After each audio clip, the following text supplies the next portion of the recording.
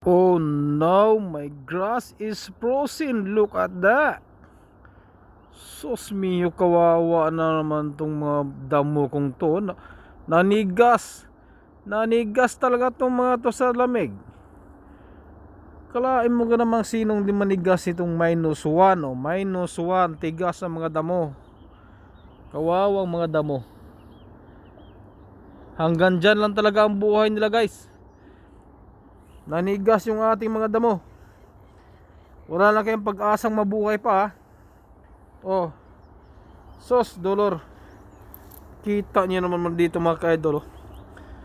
Dito naman tayo maggugulo naman tayo dito sa loob.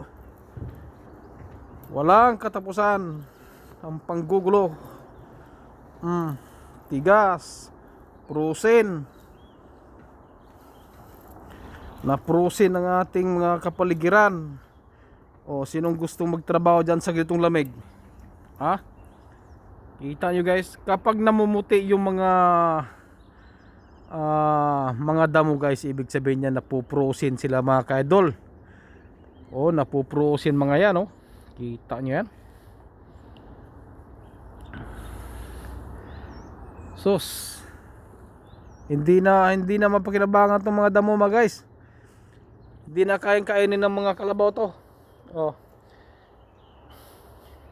hindi na yung mga kain ng mga kalabaw.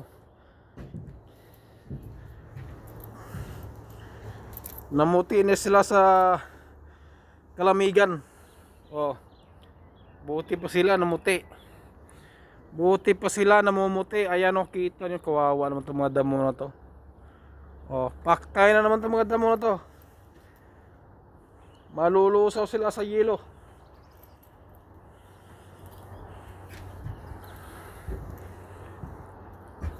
Ayun, oh, nilalamig siya, oh. Ano, kaya pa? Kaya pa yan? Hanap ka ng mahiwagang jacket nang hindi ka mangisay dyan sa lamig.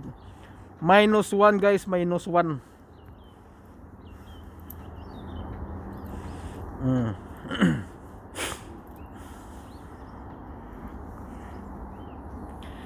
-1. Kita nyo yung mga ka-idol, oh. Sus, kawawa naman itong mga damo natin dito. Di mapaginabangan guys. Nanigas. Nanigas sila.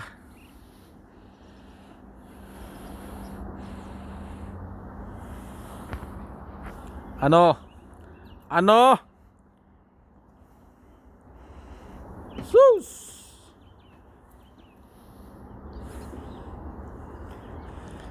Dito naman tayo maglalagay tayo ng mga insulation dito mga ka-idol. Oh, maglalagay tayo ng insulation dito sa loob para sa kanilang moistural.